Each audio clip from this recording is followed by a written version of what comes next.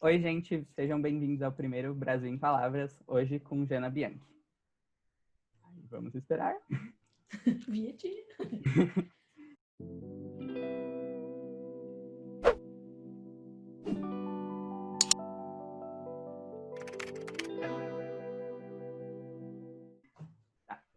Jana Bianchi é autora de Lobo de Rua, Sombras e diversos contos em coletâneas famosas, como, por exemplo, Aqui Quem Fala é da Terra e Cantigas no Escuro. Além disso, ela também é tradutora, editora da revista Mafagafo e podcaster do Curta Ficção e Desafio Ex Machina.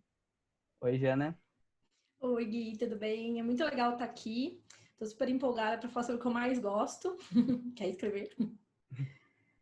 Vamos começar com as perguntas, então. Tá bom. Mesmo você tendo feito uma faculdade de exatas, né, que foi engenharia de alimentos, você acabou seguindo pelo caminho da arte e da literatura. O que te fez chegar até aqui? Meu, então, engraçado. Na verdade, eu considero. A minha mãe até fala bastante isso, que eu fiz tipo um desvio de rota, né? Que eu mudei de carreira, que eu desviei da rota original, né? Porque eu sempre gostei de ler, sempre gostei de escrever, desde criancinha, bem criancinha, eu escrevia. Claro, né? Tipo assim, eu reescrevia as coisas que eu lia, era uma coisa que eu assistia, era uma coisa meio de brincadeira, mas eu sempre gostei de ler. Eu achei que seria legal fazer engenharia de alimentos. Aí até minha mãe falava assim, eu acho muito louco que você não fez jornalismo, alguma coisa assim que fosse para humanas, né? Meus pais, ambos são comunicadores, ambos são de humanos, mas eu acabei falando, não, acho que eu vou curtir engenharia. De fato, eu adorei engenharia, não faculdade, tá? Faculdade é meio treta, mas eu gosto muito da carreira, gostei muito de trabalhar com isso, mas eu nunca deixei de falar sobre literatura, de ler sobre literatura, sobre escrita e de querer aprender mais, fazer cursos no finzinho da faculdade e principalmente depois que eu me formei. Aí veio o podcast, né? O Thiago Lima me convidou para o podcast. Eu criei a revista e aí eu fui me envolvendo cada vez mais com literatura, até que em um determinado ponto eu percebi que com esses projetos paralelos e com outras coisas que eu queria fazer, eu já tinha interesse por tradução. Se eu quisesse seguir por essa área, eu teria que escolher. E que assim, eu sempre andei por essa trilha da literatura da escrita e tudo mais, mas em algum momento eu fiz desse desvio da carreira de exato. E aí eu fuçava lá no estante, encontrava os livros do meu pai. Nisso eu li até uns livros de terror quando era criança, tipo O Exorcista. Eu tinha tipo 10 anos, eu resolvi que eu ia ler O Exorcista, não dormi por um mês, né? Mas eu li as ficções científicas que o meu pai lia. E a minha família, meus tios sempre gostaram do Senhor dos Anéis, na época que nem tinha no Brasil. Então, assim, meu tio leu O Senhor dos Anéis em inglês, depois ele leu uma edição em português de Portugal, e aí quando eu tinha, acho que uns 11, 10 anos mais ou menos, começou a sair as conversas sobre o filme, o livro voltou em evidência, teve a tradução da Lenita, e o meu tio me deu o Hobbit. Então eu era super criancinha, meu tio me deu o Hobbit. Uhum. Então, já seguindo nessa parte dos gêneros que você lê bastante, eu queria saber o que mais te fascina sobre a fantasia e a ficção científica. O que você mais acha de extraordinário nesses dois gêneros? Tá. Então, o que eu mais gosto, assim, a fantasia e a ficção científica são muito atraentes pra gente, principalmente quando a gente é criança. Então, você pode ver que todas as histórias dos contos de fadas, as histórias, até as historinhas infantis, todas, não todas, né? Mas a grande maioria tem um elemento fantástico muito forte, porque é uma coisa que é visualmente impactante, mesmo que a gente esteja falando de literatura, então imaginar dragões, imaginar novos mundos e coisas muito diferentes, é uma coisa que é muito atraente. Mas, fora isso, que também me atrai, eu gosto muito dessa parte de imaginar coisas que não existem, né? Que é uma coisa muito legal. Eu hoje gosto muito do elemento que a fantasia e a ficção científica tem, de permitir que a gente discuta sobre coisas que acontecem com a gente de uma maneira metafórica e ao mesmo tempo muito forte. Porque assim, as histórias elas sempre foram usadas como uma maneira de passar uma informação sem falar aquela coisa com todas as palavras. Quando a gente é criança, a gente não quer que as pessoas mandem a gente fazer uma determinada coisa. Às vezes, se a pessoa manda a gente fazer, a gente vai fazer o contrário só para contrariar. Eu acho que isso faz parte do desenvolvimento da mente humana, de identificar quais são os nossos limites. Mas quando a gente escuta uma história quando a gente escuta uma lição, a gente aprende alguma coisa através de uma história, isso tem um poder muito forte. Então, a Chapeuzinho Vermelho, por exemplo, se a mãe chegar para a criança e falar assim, olha, você não pode sair na rua sozinha, porque tem pessoas muito más que vão querer te bater, te estuprar, a criança nem sabe o que é isso. Só que quando você fala, olha, a Chapeuzinho Vermelho, ela não podia sair sozinha porque tinha o lobo mau, e aí tem todo o desenrolar do lobo mau, isso fica guardado numa outra categoria, numa outra parte da nossa mente. E aí, quando você começa a expandir isso, você consegue ter muitas conversas muito interessantes sobre grandes questões que permeiam a nossa sociedade, usando alienígenas, usando outras sociedades, usando, sei lá, outras coisas que servem como um pano de fundo. Então isso me fascina muito, assim. Eu queria saber se você sente alguma responsabilidade em escrever para esse público e, se sim, qual é a maior delas? Sim. Eu acho que tem tudo a ver com isso que eu acabei de falar, assim. Eu acho que a gente fala de... eu não acho de jeito nenhum que pessoas que não são jovens, adultos ou pessoas mais velhas não podem mudar a forma de pensar. Eu acho que isso é meio a gente acaba fazendo um desserviço se a gente pensar por esse lado. Mas, sem dúvida, quando a gente está falando de um público mais jovem, a gente está falando de um público que é mais suscetível a ver as diversas possibilidades de uma discussão, né? Mas eu acho que eu confio mais no poder de decisão dos jovens quando você se apresenta para ele determinadas situações, vários lados de uma situação, várias maneiras de enxergar um mesmo ponto de vista. Então, eu acho que quando eu estou falando de escrever potencialmente para jovens, isso tem que ser considerado. Tem várias questões aí. Uma é a responsabilidade de não falar nada que seja ofensivo, que seja insensível, porque a gente está falando de um público também que está passando por situações que constantemente a sociedade vê como menores. Então, constantemente a sociedade enxerga os medos, as aflições que todo mundo sente e que depois, quando você se afasta desse medo, quando você cresce e você vê aquilo de fora, você fala assim, que coisa bobinha, imagina, era o fim do meu mundo, tal coisa. E eu consigo, né, você consegue perceber isso. E aí eu acho que muito fácil as pessoas começam a considerar isso por esse ponto de vista, só que a gente precisa considerar pelo ponto de vista da pessoa que está vivendo aquilo naquele momento. Então, a gente tem muitas discussões recentemente, por exemplo, que é uma coisa incrível que na minha época de juventude, não, né, de adolescência não existia, que é o lance de saúde mental, de discussões coisas que a gente precisa falar, mas que precisam ser ditas de uma determinada forma. E aí eu acho que a gente tem essa responsabilidade quando escreve para jovens. Então, essa responsabilidade de não diminuir as questões, mas ao mesmo tempo apresentar assim, né, isso vai melhorar, ou enfim, não é exatamente isso, tenha força nesse momento que vai melhorar.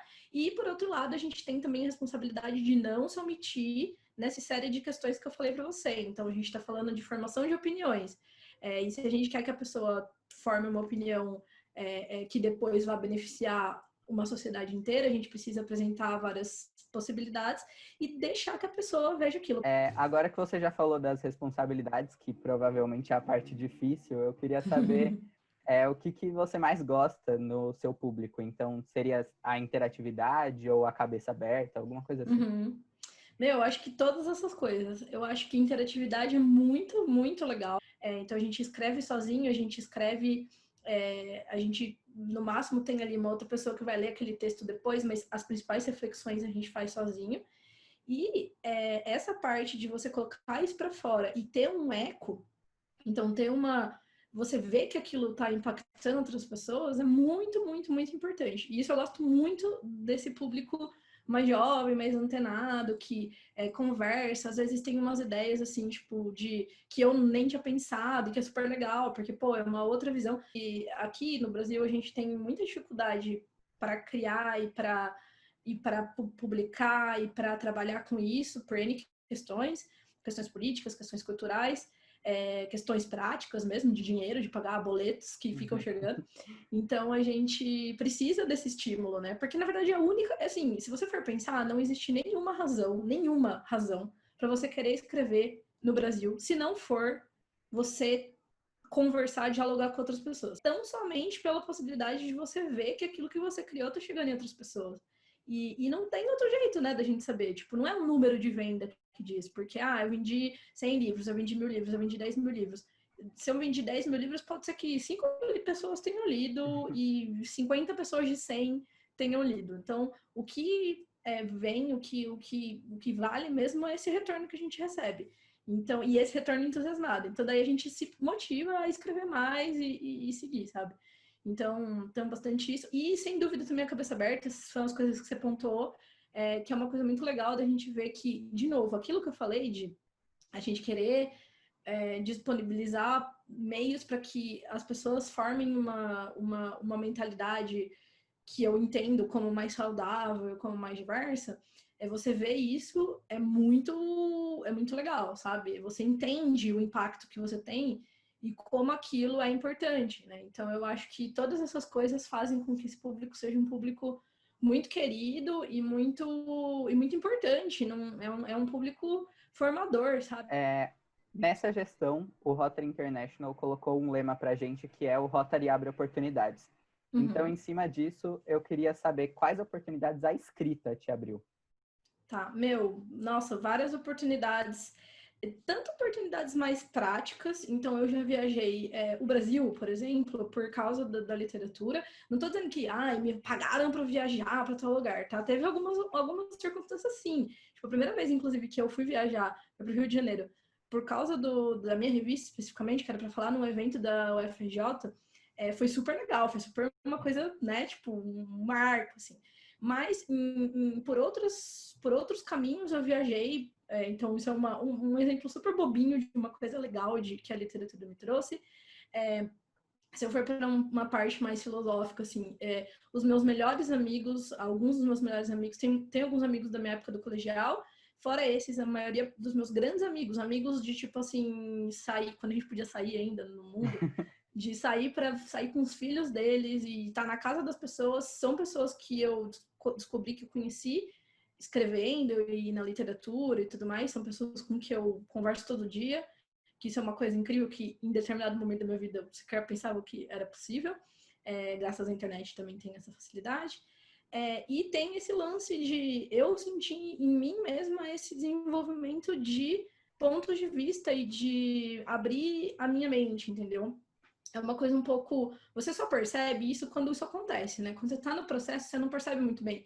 Quando você está no processo, você só está seguindo ali o processo. Agora, quando você chega num determinado ponto, olha para trás e vê o que você perdia quando você tinha uma determinada visão e foi amplificada, eu acho que isso fica claro. Então, assim, para mim, eu estou tendo muitas discussões sobre questões sociais que na minha juventude eu não tive e que na minha vida adulta, se eu continuasse trabalhando com engenharia, eu também não teria, ou eu teria de uma forma menos natural, enfim. Então, eu acho, assim, que se eu puder resumir, é que eu sou uma pessoa muito melhor porque eu conheci, por conta da literatura, eu conheci pessoas que acrescentam ao meu jeito de pensar e ao meu jeito de viver, né? Agora, falando um pouco mais sobre os seus projetos diretamente, eu queria que você falasse um pouco da história de Lobo de Rua. Eu tinha nessa época já uma ideia de um universo de fantasia urbana que se passasse no Brasil, e isso até, eu sempre falo isso nasceu porque eu queria muito escrever no Brasil, eu nunca tinha lido nada meio parecido, aí eu conheci os livros do Eric Novello, e aí eu falei, meu Deus, é possível escrever fantasia urbana no Brasil, né? Eu li na época Neon Azul, que era um livro que se passava no Rio de Janeiro, fantástico e tudo mais. E aí eu falei, tá, tem esse universo na minha cabeça, tem esses personagens na minha cabeça e tudo mais, não tinha uma história pronta sobre isso. E aí o pessoal propôs, nesse clube de autor de fantasia, que a gente fizesse uma história menor que pudesse demonstrar esse nosso universo. E o lobisomem, o elemento do lobisomem é o meu... dos mitos tradicionais, assim, ele é o mito que mais me agrada por N razões, né? Eu acho que até tem história na minha família de lobisomens, toda uma parte assim.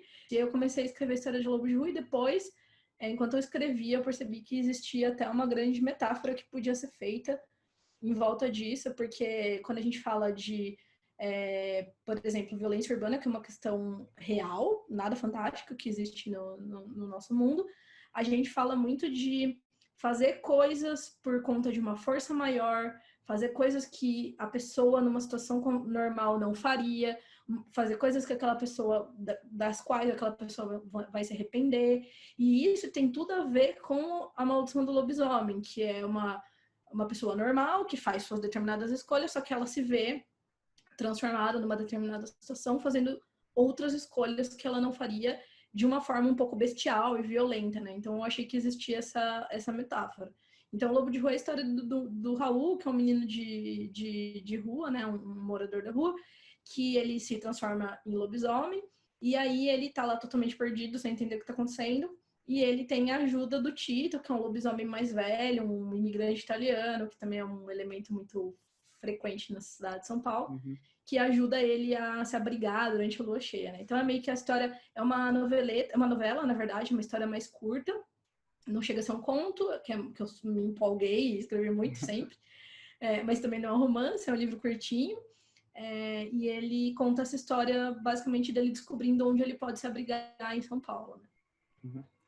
Na Mafagafo, você publica história de outras pessoas. Como surgiu essa ideia e como funciona o processo de seleção? Tá, vamos lá. A Mafagafo é uma revista que publica fantasia e ficção científica. Ela publica, já passou por vários formatos de publicação, porque a gente foi construindo a revista de acordo com o retorno dos leitores. Então vamos lá. Primeiro falando sobre uma revista literária, né? Uma revista literária, a gente tem ter publicações de ficção curta, contos, ou ficções relâmpago. Então vamos supor, eu não vou falar um número totalmente arbitrário aqui, mas só para ilustrar. Talvez por ano saiam 5 livros em grandes editoras de autores brasileiros. Tem muito mais que 5 pessoas escrevendo boas histórias de fantasia e ficção científica aqui no Brasil. Então, qual que é a possibilidade? E isso não é uma coisa, as editoras são malvadas, as editoras ignoram a gente.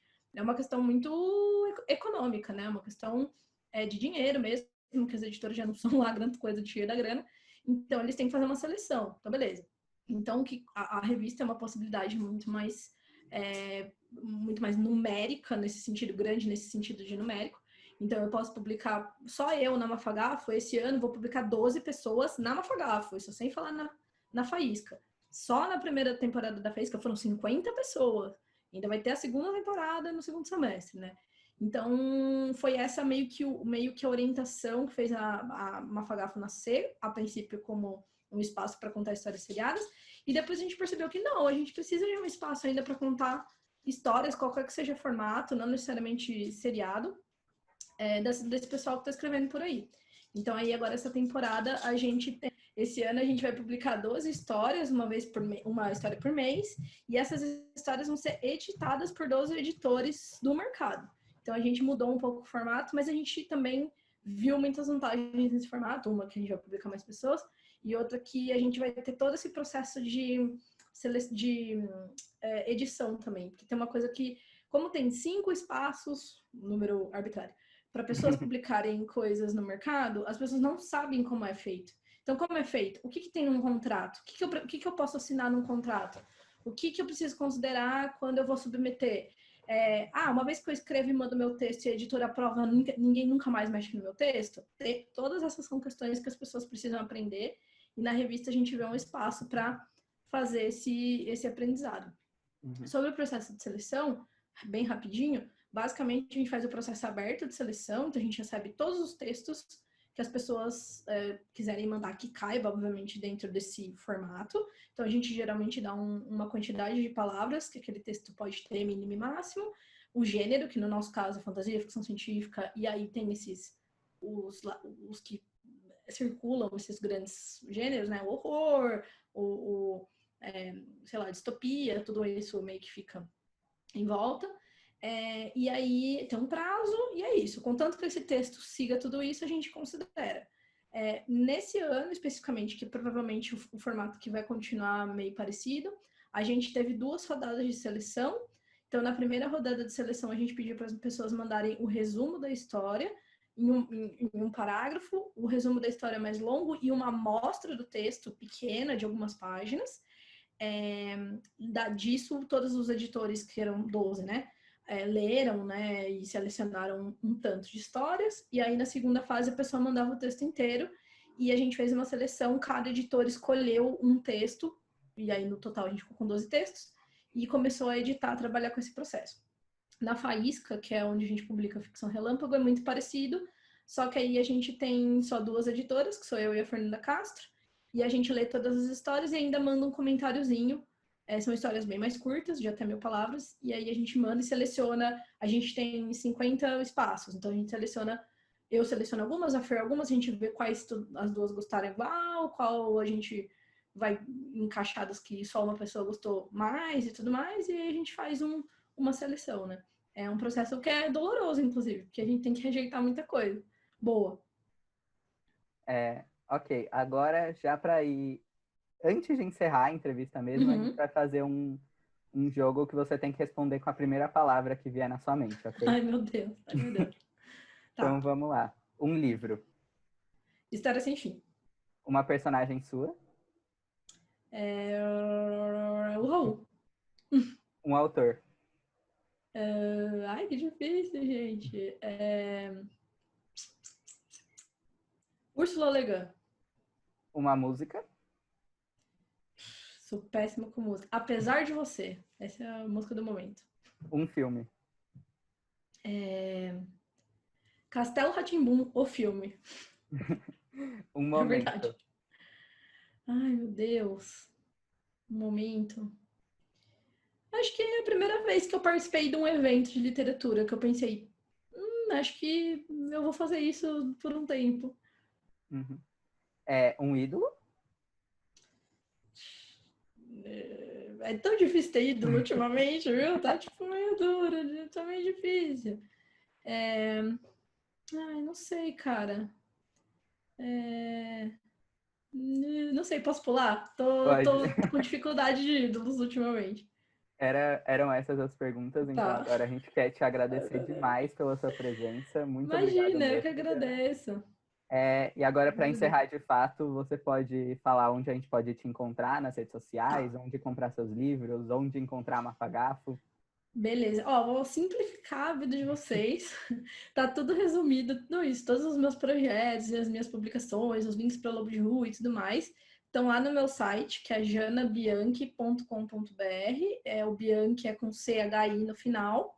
E eu tô mais ativa, eu tenho Instagram, eu tenho o Facebook, tá lá mofando, eu sou mais ativa no Twitter, mas tanto o Twitter quanto o Instagram tem a mesma arroba, que é arroba JanaPBianchi. P de pato, Bianchi com CHI no final. No meu Instagram, já vou dar um disclaimer aqui, que tem mais uma foto das cachorras do que qualquer coisa útil lá. E no Instagram, no Twitter, eu geralmente estou falando mais sobre literatura, sobre escrita, e, enfim. E tô xingando muito também, que é isso que a gente faz no Twitter. Xingando muito no Twitter. Então é isso. Muito obrigado, Jana. Gui, adorei. Obrigada a você pelo convite. Foi muito legal. Ah, Espero ver os próximos participantes.